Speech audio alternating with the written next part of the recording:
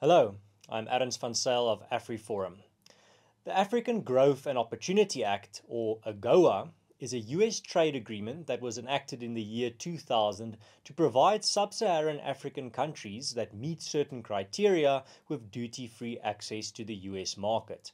The program provides preferential access to US markets for more than 30 countries, benefiting thousands of African farmers and other major industries.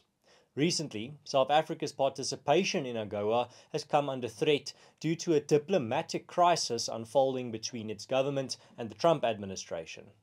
South Africa's president, signing the Expropriation Act into law, which threatens private property rights in South Africa, is one of the issues at the center of this clash. Within this context, it is therefore important to look at what criteria this majorly beneficial agreement contains. Here are some of the key criteria.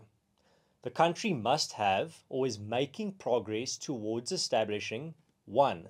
A market-based economy that protects private property rights, incorporates an open rules-based trading system, and minimizes government interference in the economy. 2. The rule of law, political pluralism, and the right to due process, a fair trial, and equal protection under the law must be practiced. Furthermore, a system to combat corruption and bribery must be in place, or progress must be made towards its establishment. Number 4.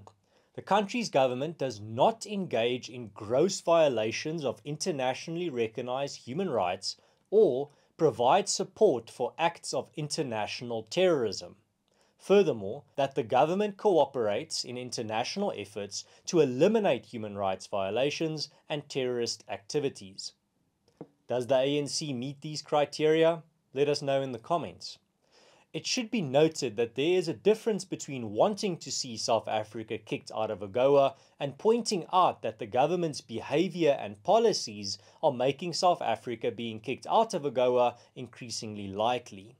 AfriForum's stance is that South Africa should not be kicked out of AGOA because that would hurt the average citizens of South Africa and the poor especially.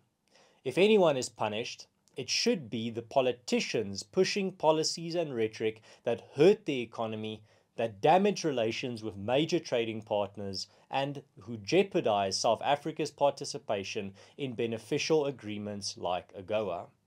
If sanctions are introduced, they should be targeted against the politicians pushing extremist policies and inciting violence against minority groups like Afrikaners through chants like "Kill the Boer, kill the farmer." You can support AfriForum in this fight by becoming a member at www.wordlid.co.za, and you can find that website on the screen as well.